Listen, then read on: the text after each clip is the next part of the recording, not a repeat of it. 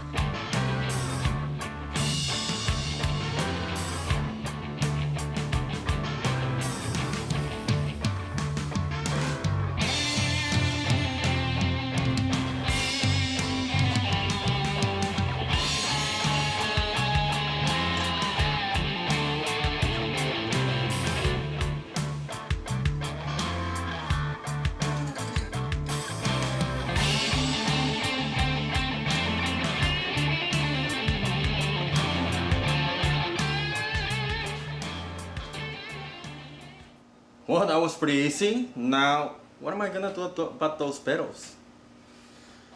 These are okay, but they're aluminum. They actually grip, but might need something better. Stay tuned for that. It can take you like 5 minutes to do this work. That's it for this one, guys.